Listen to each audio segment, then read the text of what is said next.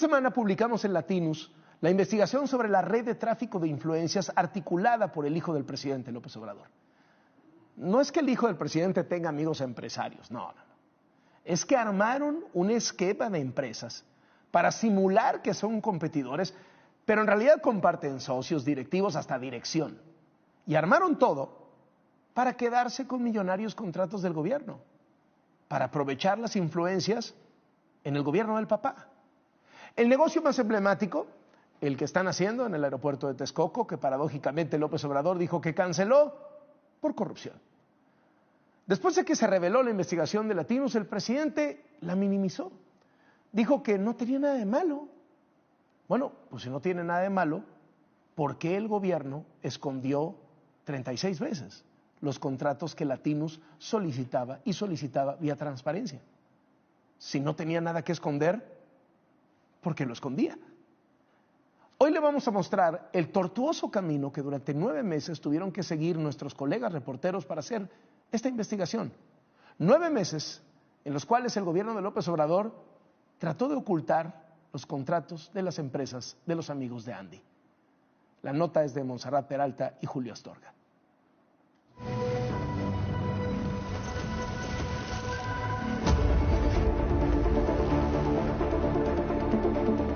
La Secretaría de Desarrollo Agrario, Territorial y Urbano evitó entregar información completa de las obras en las que participan las empresas de los amigos de Andrés López Beltrán, hijo del presidente López Obrador.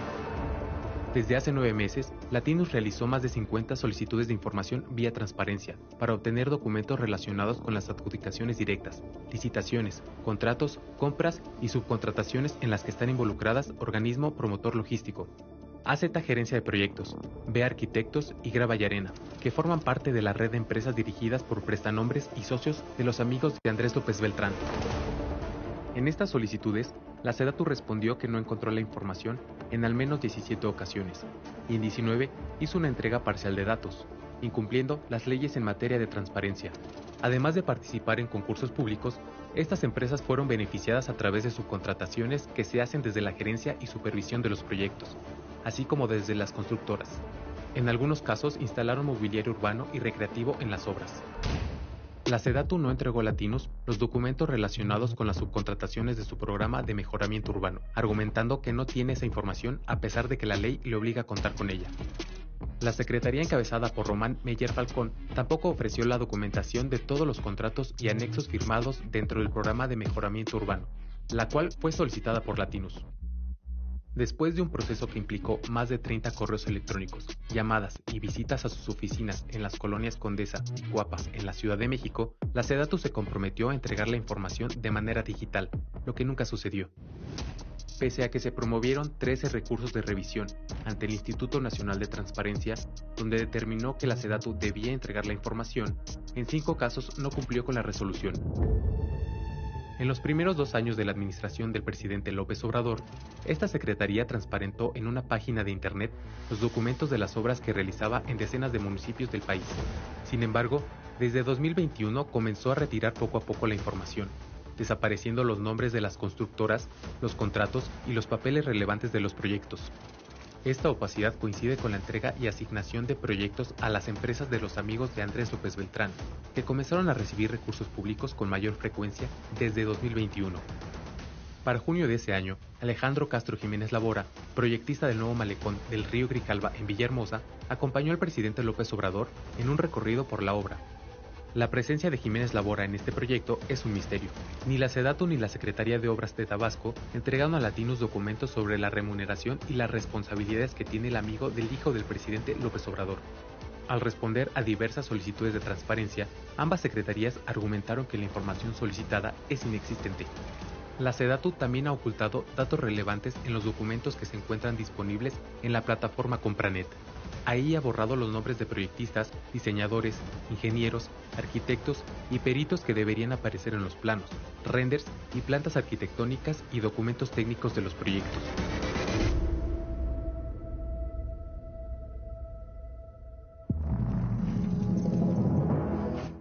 De los grandes orgullos que tiene Latinus es su área de investigaciones especiales, Latinus Investiga.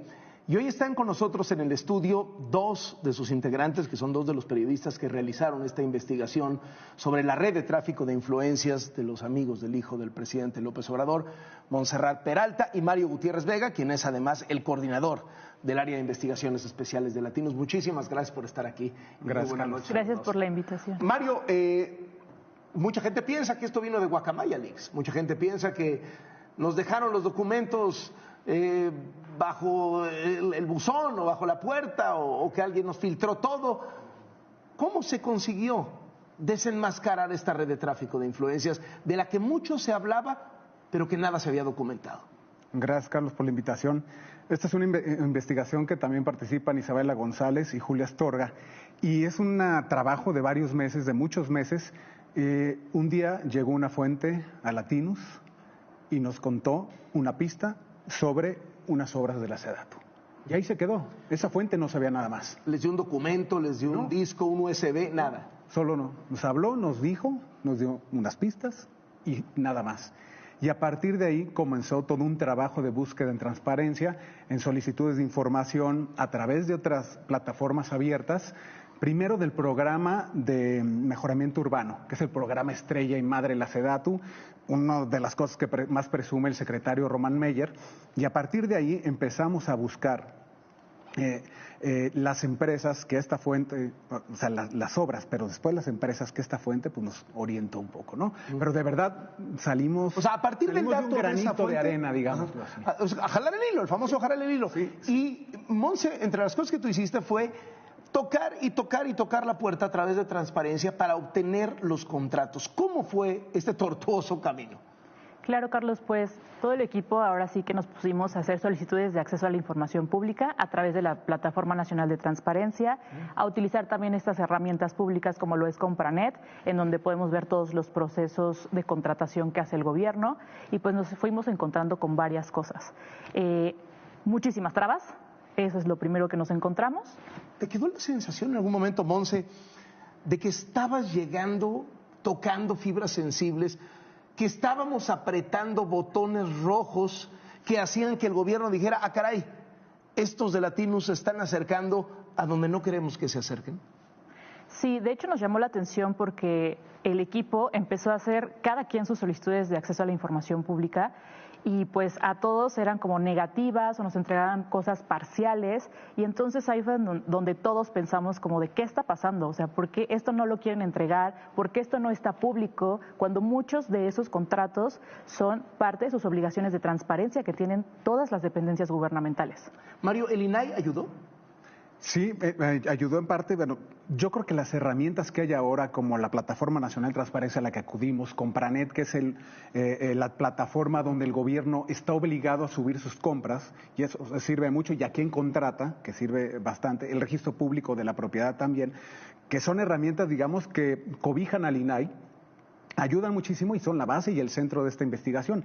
El INAI ayudó en la medida en que en ciertos recursos de información falló a favor de nosotros, ¿no? Y ese fallo... O sea, el gobierno negaba y el INAI decía, lo tienes que entregar. Exactamente. Sin embargo, la SEDATU, por lo menos en 5 ocasiones, no entregó la información a pesar de que el INAI lo obligó. O sea, ya en última instancia. Vale. Entonces, ¿incumplió? Incumplió por completo. ¿Y no se castiga eso?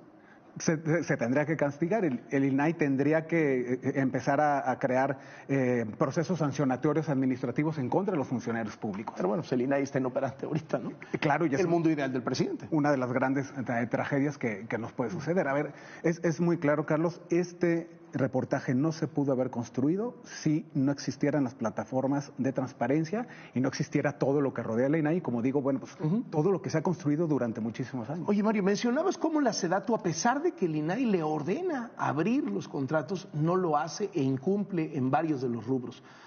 En medio de este reportaje está Román Meyer, el secretario de SEDATU, un integrante del gabinete de López Obrador, que de pronto me da la impresión de que en la conversación pública ha tenido menos relevancia de la que tiene en esta red. Porque claro, pues jaló mucho la marca, llamó mucho la atención por lo paradójico que resultaba, cancelaste el aeropuerto de Texcoco por corrupción y le das el negocio a los amigos de tu hijo. No, obviamente eso tiene muchísimo tema de conversación. Pero lo de Román Meyer es tremendo, ¿no, Mario? Sí, indudablemente. A ver, AZ Gerencia y OPL en la supervisión son dos de las empresas. Dos de las empresas de esta red participan de manera conjunta en la supervisión de la etapa 4 del Malecón de Villahermosa, que es una de las obras estrella y emblema del mismo presidente en su tierra natal, ¿no? Y del mismo Román, es una de las que más, de las que más presume. Bueno, también es importante decir, Román está tan vinculado, y no solo a través de que se les entregan las obras y de que hay un mecanismo para opacar la información. Construimos construimos toda esta investigación a partir también de fuentes vivas. Y estas fuentes vivas nos han dicho que Román estaba presente en muchas de las juntas donde, sobre todo, en el nuevo archivo agrario. O sea, él es decía, uno de los contratos más jugosos. Ajá, él decía es un edificio. Él compartía, sí, es un nuevo edificio y es una de las grandes obras estrellas en la Ciudad de México de la SEDATU.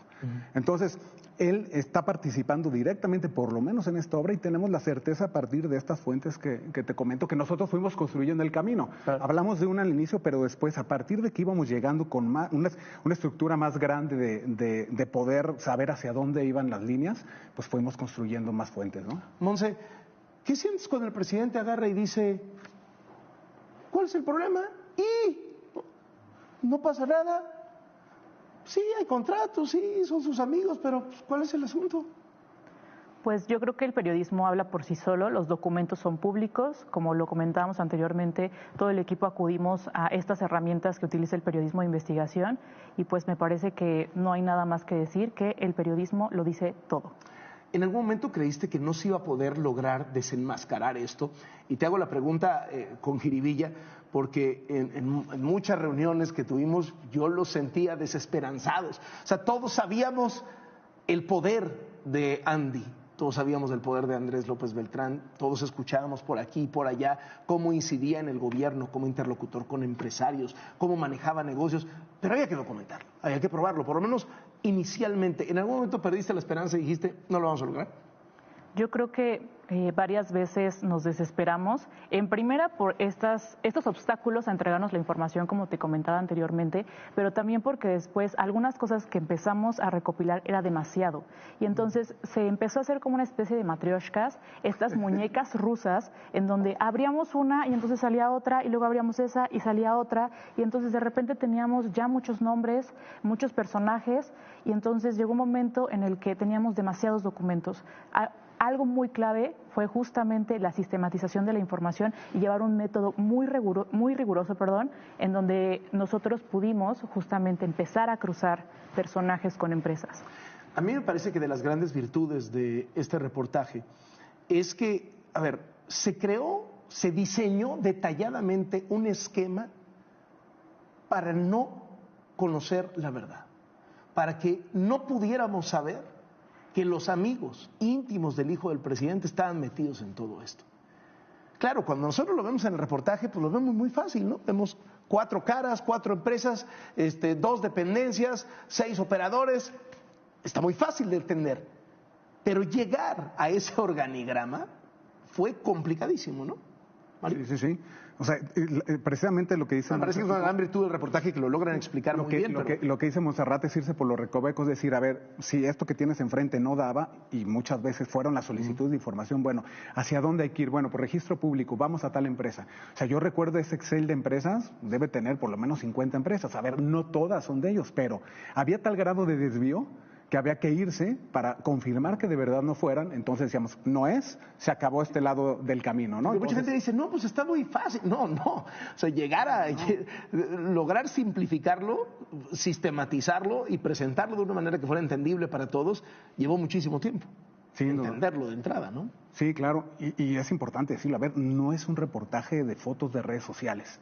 Utilizamos esas fotos para acreditar esa amistad, tenemos fuentes vivas, claro, personas que estuvieron ahí en las comidas, en las convivencias, en las fiestas, y que eso nos permitió también decir, a ver, pues sí, Alejandro Castro Jiménez Labora es el centro de este esquema y él tiene una relación de amistad con el hijo del presidente. ¿Cómo se puede acreditar? Bueno, pues a través de ABC, y ese camino, digamos, también con este periodismo que se complementa desde diferentes facetas, pues nos fue llevando al camino correcto, ¿no? De digamos, esta gran nube que teníamos.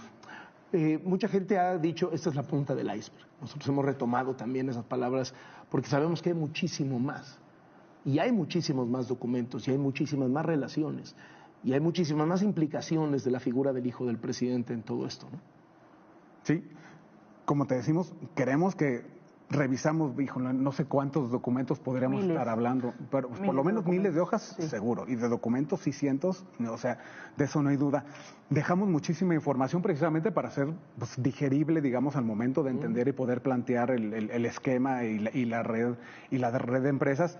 Hablamos también de las subcontrataciones, que no es sencillo entenderlas. Para nosotros fue complicado porque normalmente en las obras públicas está la constructora, y la constructora es donde, pues básicamente el ente que absorbe todo, ¿no?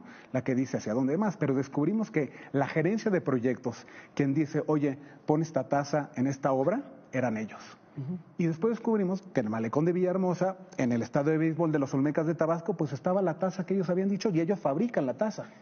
Entonces, ese esquema de subcontratación con otra empresa, no la empresa que dice que es, ¿no? Sino Grava y Arena, que es una, digamos, subsidiaria, otra de las empresas. Parte de esconder la información. Claro, y de ser poco visibles, que es un poco el esquema. Monse, después de 9 meses de estarle dando a esto, cuando finalmente sale la pieza, ¿qué siente una periodista? Pues la verdad es que pues estamos contentos, estamos aliviados, pero creo que hace falta y nos dimos cuenta que esto puede ser mucho más grande y entonces pues hay que seguir buscando porque justo como mencionaba Mario, la situación de las subcontrataciones es una situación muy opaca, ¿no? Pese a que por ley están obligados a transparentarlo, pues es algo que nos ocultaron. Fue algo que nos ocultaron deliberadamente, incluso en una respuesta dijeron que no tenían que entregarnos la información subcontratada, pese a que el reglamento en la ley de obras dice que sí. Cuando el presidente termina aceptando, porque una reportera, Rocío Jardines, le hace sin el micrófono, porque no le daban el micrófono, la pregunta de, ¿y si son amigos de su hijo? Sí. ¿Y si existen los contratos? Sí. En ese momento se validan. Así es. Les agradezco muchísimo que estén esta noche en Latinos. Gracias, Carlos. Gracias y muchas felicidades por este trabajo extraordinario. Gracias. Montserrat Pera.